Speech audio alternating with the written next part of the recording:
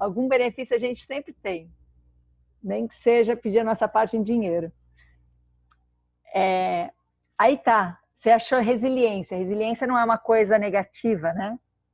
Resiliência é uma coisa positiva. Quem precisa de resiliência? Qual que é o oposto da resiliência?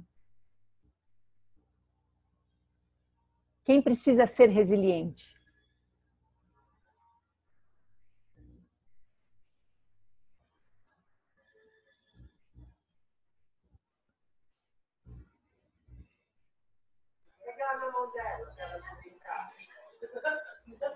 Quem precisa ser resiliente ou o oposto da resiliência? É a mesma coisa. Se eu preciso ser resiliente é porque o oposto está me ameaçando.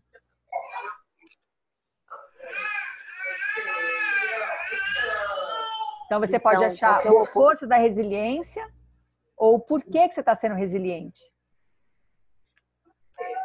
A resiliência tem a ver com a rigidez? O oposto ser rígido? Pode ser. Então, tem uma ameaça de uma rigidez, né? A Guida acha que não. Fala, Guida, o que você acha que a resiliência é? Fala, Guida. Que o oposto da resiliência seria a fraqueza, a incapacidade de você sobreviver à adversidade. A resiliência é você sobreviver à adversidade e até tirar proveito dela e crescer dentro da adversidade. Perfeito. Então, vamos por aí, que vai combinar mais com você ainda, Leandra. Tudo é artifício, né? Mas quanto mais preciso a gente for no artifício, melhor. Então, perfeito. Você desenvolve uma resiliência para não ser fraca, para poder sobreviver a tudo isso, para ter mabiabilidade. Hoje você se sente fraca, hoje você se sente ameaçada, hoje você se sente vivendo esse processo de abandono, de descuido. Você sente isso hoje?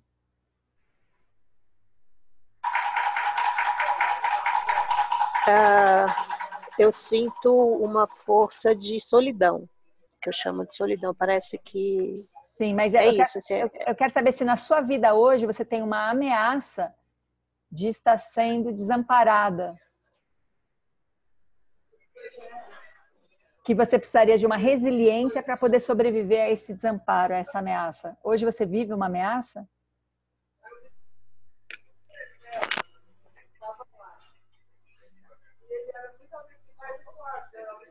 O que eu sinto assim, essa ameaça sou eu mesma. Por isso que assim, ela não é externa. Essa ameaça, assim, eu sinto de mim mesmo.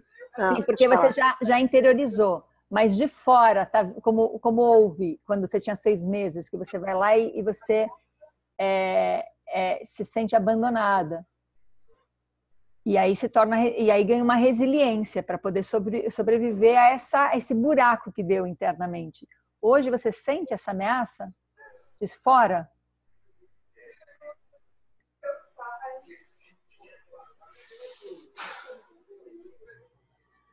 Nas relações?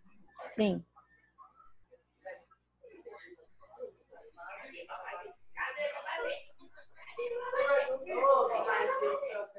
Sempre que me vem assim, é o meu distanciamento das relações, é um buraco que eu crio com elas. Sim. Então sim, tem. Então, na verdade, já é uma criação sua, porque você não está sendo... essa situação não está se repetindo, você não está sendo abandonada, você não está sendo desamparada, mas você está agarrada, está identificada e apegada a esse processo que um dia te trouxe um benefício. Então, a gente vai atualizar, Leandra, atualizar. Hoje, você não precisa da sua mãe fazendo assembleia nenhuma e decidindo nada por você. Hoje você não precisa disso. Pode até acontecer isso, mas vai ser de uma maneira completamente diferente. vai ser com a sua autorização, de uma certa maneira, né? Então, hoje você não precisa mais disso. Então, atualiza. Hoje você não precisa viver um processo de resiliência, porque hoje você não está sendo ameaçada. Atualiza isso. Olha para fora. Você está na casa da sua mãe. Quer dizer, provavelmente ela está te acolhendo aí na casa dela, né? Então, não tem nenhuma ameaça nesse momento. Então, essa resiliência você não precisa mais. O que você não está apegada ao abandono de quando você tinha 6 meses. Você está apegada ao benefício da resiliência. A vantagem que te trouxe, e que é maravilhoso, foi importantíssima essa resiliência durante a sua vida. Mas a gente não atualiza. E por não atualizar, a gente se apega. E para a resiliência ter sentido, você precisa estar o tempo todo conectada com a causa. E a causa foi esse abandono. Então, olha só como é que funciona nesse artifício, com essa perspectiva. Resiliência é bom, mas a resiliência para acontecer, eu preciso de uma ameaça, de que eu não vou aguentar, de que eu vou arrebentar, eu preciso de uma ameaça. Então, eu já tive essa ameaça na vida, eu já sei que eu consigo dessa ameaça ficar resiliente. Então, eu vou sempre criar situações de ameaça para que a resiliência continue do meu lado, porque o que me importa é a resiliência. Então, a gente vai produzindo. Não existe, também é nessa linha de Spinoza, né, que é a linha que sustenta bastante esse processo, não existe natureza humana, natureza das plantas, dos animais, uma natureza por si só. Ela não existe.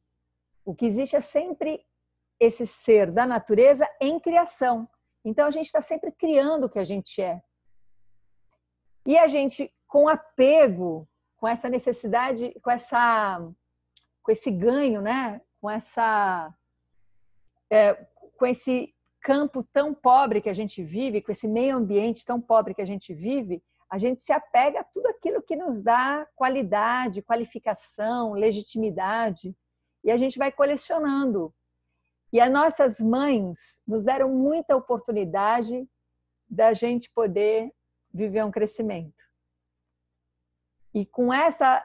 E a gente Ana, ganhou muita coisa. Já vou só para finalizar. E a gente sempre ganhou muita coisa. E a gente quer manter esse ganho. Só que este ganho vai sempre produzir a ameaça oposta. Para que esse ganho continue presente. Faz sentido isso, Leandra? então, ver se eu tô que assim é como se eu tivesse experimentado uma força de sobrevivência ou de viver muito grande que tenha me trazido hoje o que eu traduzo como resiliência aqui neste momento agora. E aí eu conduzi processos repetitivos na minha vida, onde eu construí essas ameaças de todos os lugares para eu continuar sentindo esse lugar, por exemplo, da resiliência que eu falei, é isso? Eu entrei em processos repetitivos. Por aí, faz sentido. Então, abre mão disso. Porque, assim, essa resiliência, de uma certa maneira, neste momento, ela não é necessária. E quando ela foi necessária, que bom que você foi capaz de produzir. O negócio é atualizar, é desapegar, é abrir espaço, é sair dessa ilusão de que a gente criou uma vida e agora tem que sustentar essa vida. A gente está criando a vida todos os dias, todos os momentos.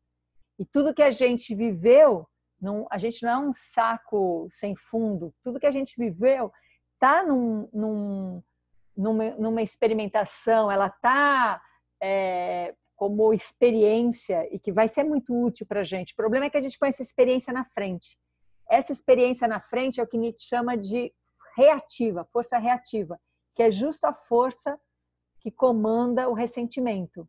Força reativa é o seguinte, eu já coloco na frente o custo-benefício, eu produzo e reproduzo e repito uma vida de custos-benefícios e aí eu vou administrando e aí eu vou tendo um certo controle, uma ilusão de domínio Então eu vou vivendo de maneira reativa, não de maneira ativa. De maneira ativa a gente tem as experiências ali atrás da gente, à nossa disposição, mas a gente está o tempo todo no presente, o tempo todo atualizando isso. O tempo todo saindo daquilo que a Cuca trouxe a semana passada, saindo dos extremos da existência e da não existência.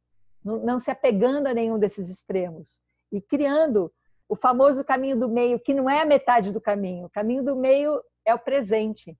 E não a metade do caminho no balanço das coisas, né? Ah, no custo-benefício eu fico com isso, como se isso fosse o caminho do meio. Isso é a metade do caminho, na verdade. Então, é um processo assim, de ir abrindo mão. Você sabe que, às vezes, uma mãe faz até de propósito esse processo, realmente para fortalecer. Então, eu não sei, uma vez, a minha filha tem um trauma, porque um dia ela rolou a escada, pequenininha, só que ela rolou a escada de uma maneira tão leve, tão linda, dando uma estrela no meio do caminho. Ela tinha uns 3, 4 anos. Não se machucou nada, foi lindo. E eu vi a cena. E o meu marido não viu, ele só ouviu. Então, quando ele ouviu aquele barulho, ele vem apavorado. E eu vendo a cena, eu aplaudi. Falei, que lindo! Que linda! Que corpo inteligente!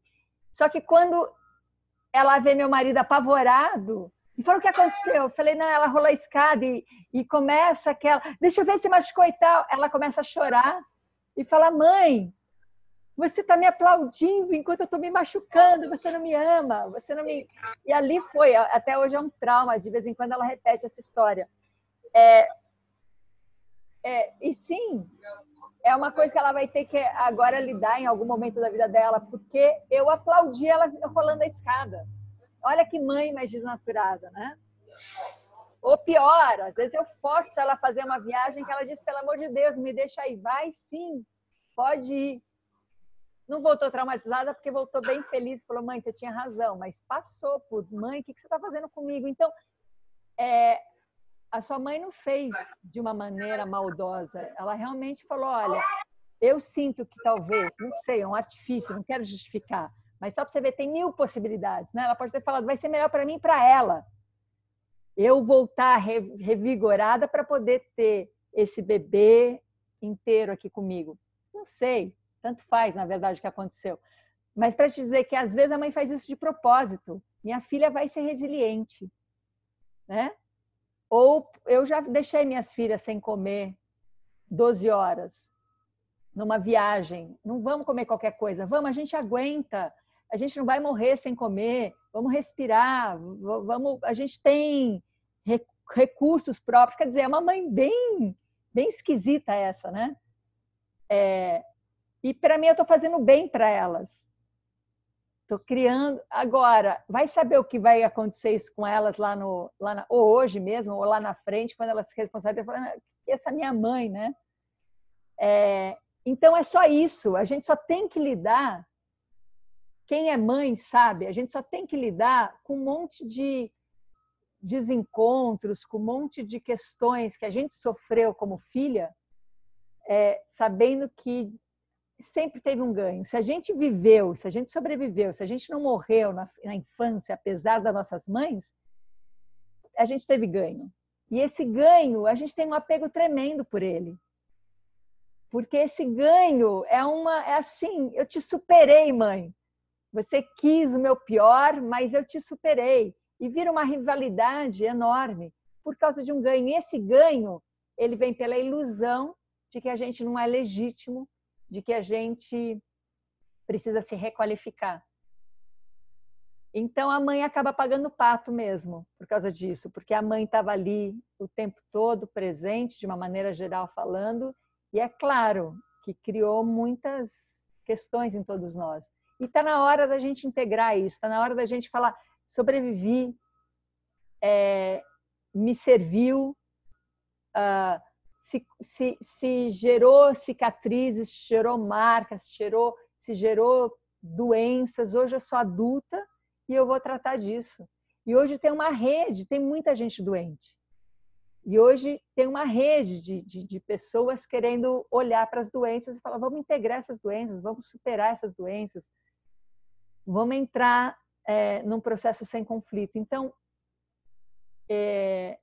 quando eu pedi para pensarem sobre mãe e filha, de maneira nenhuma era para a gente entrar numa depressão, porque às vezes pode ser difícil mesmo ter que olhar isso de perto, né? Porque as nossas mães, elas realmente nos antagonizaram e por isso são grandes aliadas.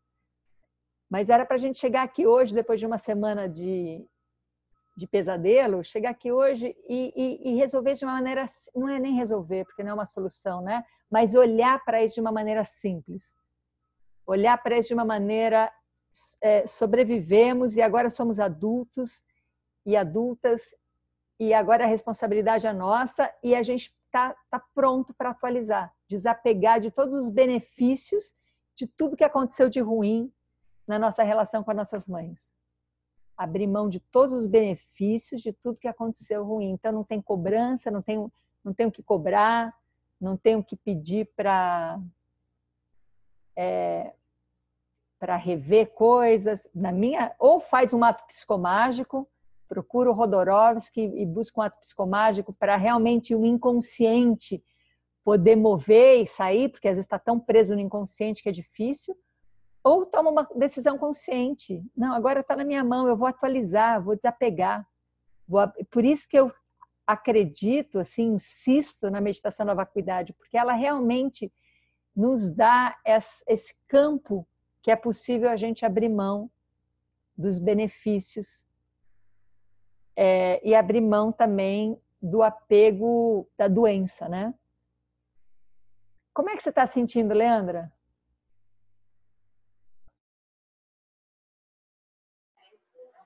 Oi, Ana. Então, no processo da semana, sempre me voltou, porque assim, foi um presente poder voltar a estar com a minha mãe, porque exatamente para que eu pudesse sentir isso, assim, sentir alguma coisa que eu estava precisando sentir por essa mãe, né?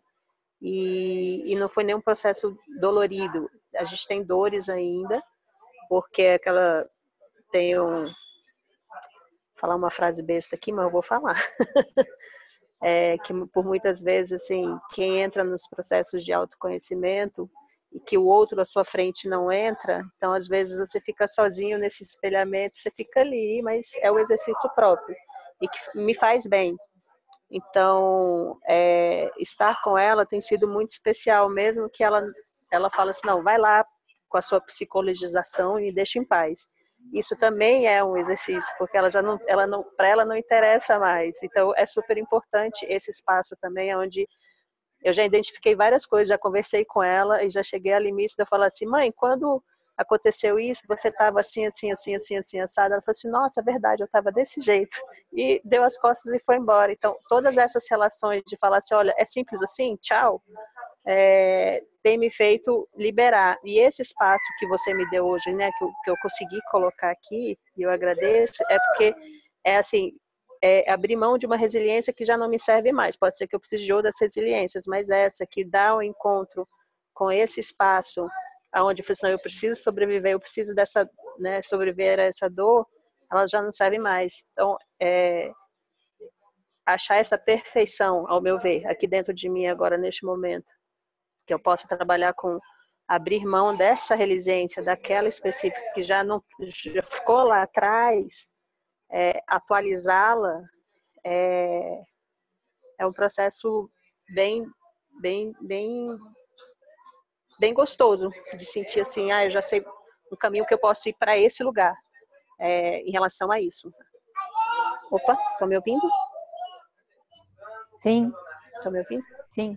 Então, nesse momento, essa semana ela não foi, as manhãs foram mais difíceis, acordar foi mais difícil, então assim, mas durante o dia os processos foram tranquilos, foram ficando cada vez mais tranquilos, e olhar a minha mãe e a Lana, porque tem essa configuração em casa, é interessante, sim, porque eu tenho uma outra forma de lidar com a Lana, que também vai gerar outras coisas que é isso que você está falando aí. Agora a gente não sabe como é a escuta do outro, né? Como é que ela vai escutar e vai sentir as coisas das reações que eu tive e falei. E é um momento, eu costumo dizer assim, quando o coração brilha, em algum momento meu coração aqui neste momento está brilhando, então é um momento de seguir o brilho do coração e ver o que vai dar, não sei o que vai dar mesmo, assim. Então eu estou agradecida, assim, meu coração está num brilhozinho. Você sabe que a gente fica fazendo esse processo aqui, a gente cai num terrível equívoco de que a gente acha que se comunicar é através da racionalidade, de se relacionar com o outro é através da fala, né? Vamos ter uma conversa, sério. É conversando que a gente não se entende. E como diz o monge, toda conversa, toda comunicação é um mal entendido, bem sucedido ou mal sucedido, mas é sempre um mal entendido. Então a gente quer sentar e conversar. Ah, vamos conversar, acertar as nossas contas. Deixa eu conversar com meu companheiro, deixa eu conversar com a minha mãe, deixa eu conversar com o vizinho. E na verdade, a gente tem que descobrir e redescobrir, recriar um canal que é outro, que é um canal que passa por ações, por criações, por tato, por atitudes. Essa semana foi bem intensa porque eu fiquei com isso bem vivo desde o último encontro para mim, a relação de mãe e filha e tal. Meus pais vêm todo final de semana para Piracaia. O sítio deles é vizinho do meu, 100 metros do meu. E esse trabalho dessa semana me deu assim uma vontade muito grande de estar com a minha mãe, né? Coisa que raramente eu nem desço lá na casa. A minha mãe, ela é neutra para mim, no melhor dos sentidos, assim. Ela não me magoa e eu também não tenho nenhum tipo de dependência. Então, enfim, no melhor dos sentidos, ela é neutra. Mas tive muita vontade. Aí eu desci lá. E eu sempre fui muito, muito conectada com meu pai. Sou parecida fisicamente, a gente tem sonhos parecidos, né? E meu pai sempre foi o melhor pai do mundo e a mãe sempre foi uma pessoa difícil para mim. E aí eu desci lá e aconteceu circunstâncias ali que eu desci brigando muito com meu pai, mas brigando muito, assim. Brigando no sentido de falar, o que é isso? Como é que pode? Eu acabei de te ouvir falando isso, acabei de ver essa sua atitude. Tá falando umas besteiras sobre política ali, que era coisa insana. E eu fui lá, falando que ele era um insano, e a minha mãe, ela só olhava eu com essa atitude, achando meu pai a pessoa mais absurda do mundo, e ela olhava com um quentinho no coração e falava, eu sabia que um dia ia chegar esse dia. Um dia ela ia ver que o pai dela não era todo aquele herói, e quem sabe agora eu tenho um espaço. E aquela pseudo-discussão com meu pai, que foi muito leve, rápida, mas foi bem enfática, abriu um espaço maravilhoso entre eu e minha mãe. É como se ali fôssemos aliadas, né? Muito sutil tudo, muito sem conversar sobre, mas abriu. E aí, desde desse momento, a gente ficou juntas, simplesmente uma do lado da outra, sentindo bem de estar por perto, jogando conversa fora, cozinhando juntas, comendo juntas e pronto. Nada demais e absolutamente transformador. E depois, voltando para a minha relação com minhas filhas, as coisas mudaram substancialmente também, ao me olhar para isso. Então, não sei se é conversando, muito menos com teorias, com psicologia, com filosofia, né? Eu acho que são coisas mais sutis e mais simples. Max, você quer falar?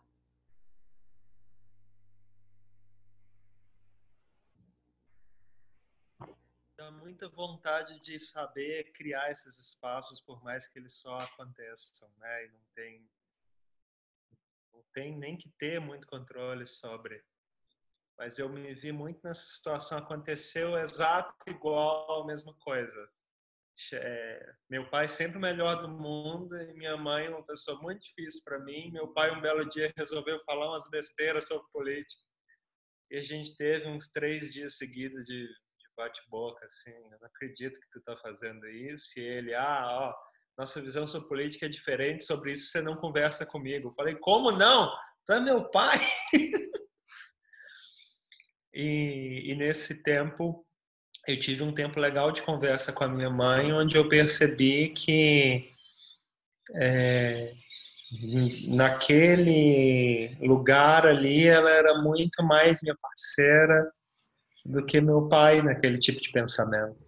Aí eu fiquei pirando aqui, nossa, que legal, né? Criar, como surgem esses espaços, então. E que loucura seria poder ou saber criar esses espaços, ou seria um perigo constante saber criar.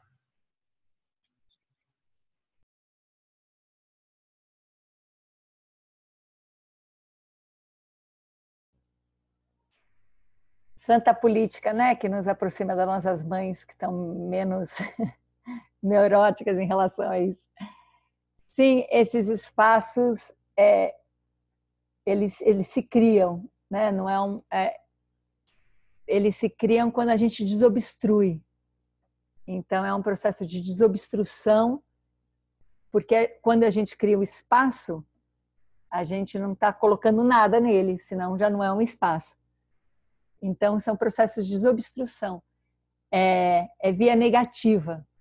O que eu tenho que deixar de fazer? O que eu tenho que, antes de o que eu tenho que fazer, o que eu tenho que deixar de fazer, o que eu tenho que deixar de falar, o que eu tenho que deixar de me apegar, de me segurar. E conforme eu vou deixando coisas, o espaço vai abrindo. E aí sim surge uma ação. E essa ação é ativa. A ação reativa é aquela ação que eu faço sobre a obstrução. Então tem uma obstrução e eu tomo uma atitude em relação à obstrução, e aí essa é uma ação reativa, eu estou reagindo a uma obstrução. A ação ativa é a ação que acontece dentro do espaço. Então eu primeiro abro mão da obstrução, libero a obstrução, esvazio, encontro a vacuidade dela, o campo se abre e aí eu entro na ação. Aí é uma ação ativa. A ação reativa, ela não ela acontece. O problema é a gente não se dar conta, é a gente acreditar nela, mas a ação reativa acontece, não é um crime, faz parte do nosso processo. O problema é a gente acreditar, é igual a vacuidade.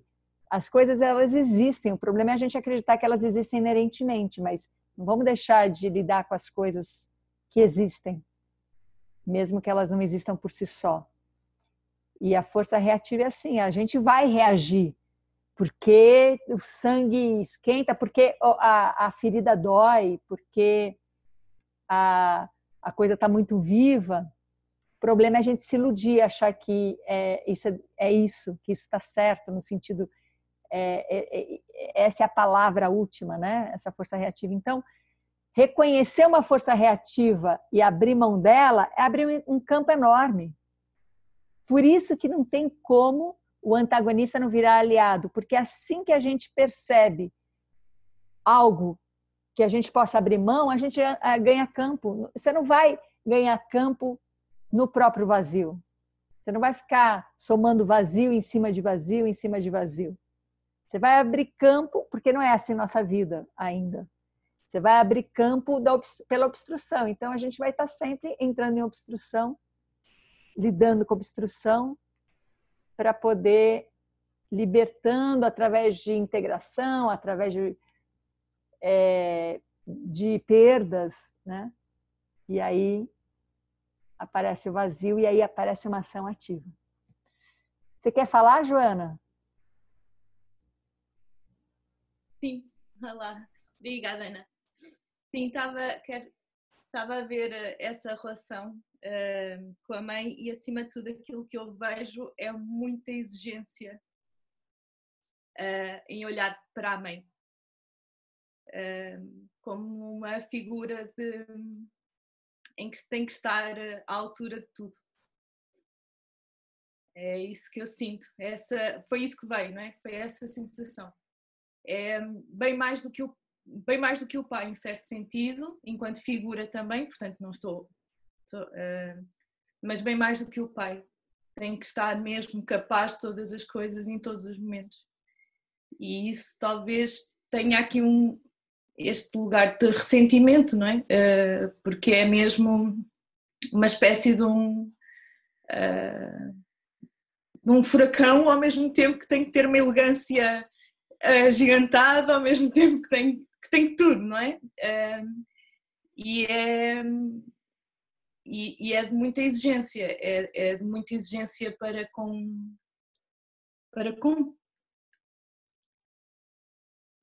É isso, foi isso que veio. Obrigada. E aí você pode perceber, para integrar isso, pode perceber o ganho, né, dessa exigência, aonde isso te coloca como se fosse um motor na sua vida, ter uma mãe que te coloca isso e saber que você não é mais criança. É um desapego pela infância grande, porque a criança ela quer se tornar adulto rapidamente, porque ela acredita que quando ela ficar adulto vai ser maravilhoso, porque ela vai poder decidir tudo, o que ela quer, o que ela não quer. E quando a gente fica adulto, a gente fica muito apegada à criança, porque é muito bom, porque a criança pode reclamar, a criança pode deixar na mão dos outros, né? Então, de uma maneira geral, eu sinto que é um momento de desapego dessa criança. A gente está carregando essa criança tempo demais já. E ser adulto não é nada daquilo que a gente imaginou quando a gente era criança. Então, também tem que abrir mão do adulto que a gente imaginou quando a gente era criança, para a gente não ficar representando um papel de adulto. Então, não é nem representar o papel de criança com o seu sofrimento, né? Porque é um sofrimento que você pode cobrar alguém, você pode não se responsabilizar por ele. E também não é assumir um papel de adulto, do adulto que se pensou quando era criança. É outro jogo, é outro processo. Para continuar esse processo, na quinta-feira, a gente levantou esse tema. O que é ser uma criança livre? O que é criar uma criança livre? Que dá tanto mal entendido, e a gente sabe que se nos juntarmos várias famílias em abril aqui, famílias que criam seus filhos livremente, pode ser que a gente encontre um monte de desencontros, né? Então, eu acho que vai ter muito a ver com esse processo. O que a gente imaginou, o que a gente traz como imagem de que o que é um adulto hoje e vive essa representação de um adulto, e o que a gente fica delirando que é uma criança livre. Então, vamos pensar nisso juntos e quinta-feira a gente segue para... Eu sinto que a gente está numa passagem já... que a gente já tocou o fundo do poço, sabe? Que agora o processo pode ficar mais leve.